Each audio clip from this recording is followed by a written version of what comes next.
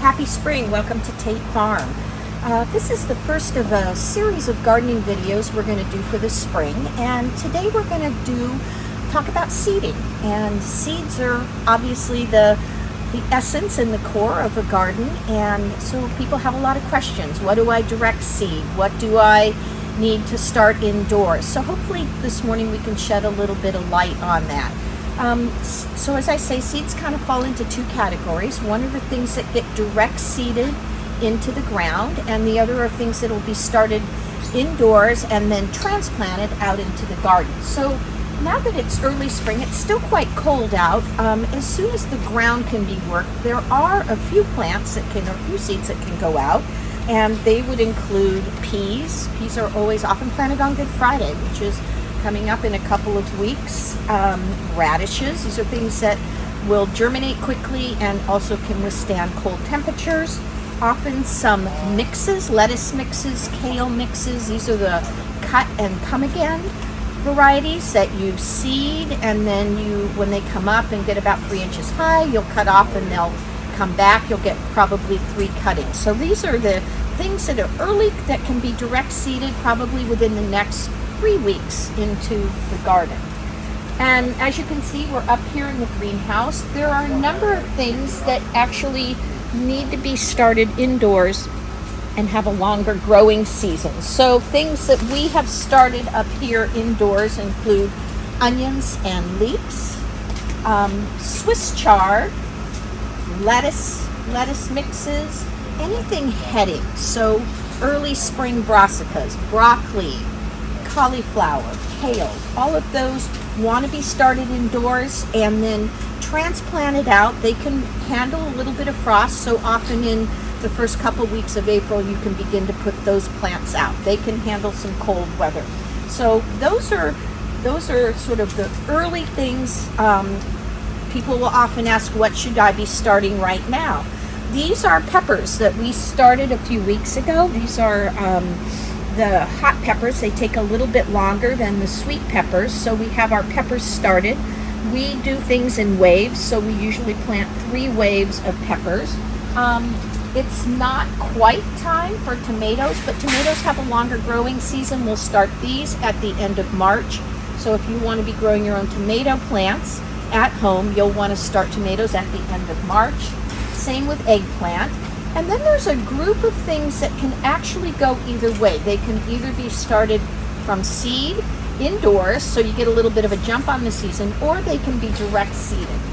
And those things would include cucumbers, summer squash, winter squash, and then the things that go directly into the ground would include carrots and beets. Those are going to want to go in just a little bit later. They're not going to want to they'll die if they get too cold when they start coming up. Other things that you want to direct seed would include beans, green beans, melons, pumpkins. Again, summer squash can go either way. You can start it indoors or you can direct seed it outdoors. Sweet corn, all these things will want to be directly seeded into the garden after the first frost after the first frost date, which for us is May 15. And last year we had a really cold night on, I think it was May 22nd, which actually took back some of our crops. But you can also use some row cover to cover things and protect them. Then people often ask about flowers, and flowers, some of them will want to be started indoors, like marigolds, larkspur, nasturtiums can go either way, and snapdragons have a really long growing season, so those need to be started indoors, and they need to be started indoors now. And then we've got zinnias, which can go both ways. They can be direct seeded, they grow pretty quickly, and as well as sunflowers. So lots of variables. We have lots of great information on when to do what, and there are usually instructions on the back of each packet that will tell you when you want to put things direct seed outdoors or have them for inside.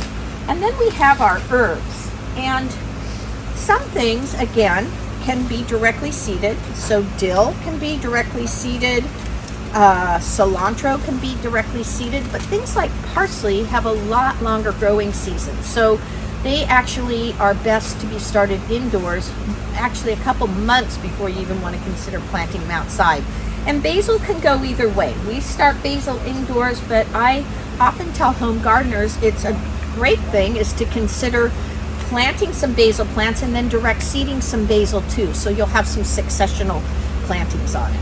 So we'd love to help you get your garden growing and pick seeds. It'll be great for you. We've got hundreds of seedlings that'll be available starting in the next couple of weeks, as well as hundreds of varieties of packs ready for you to put right into your garden.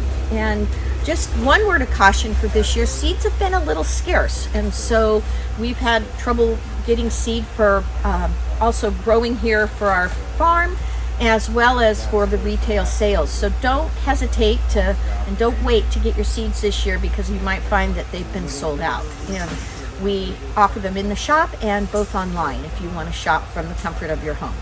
Okay, happy spring, happy seeding.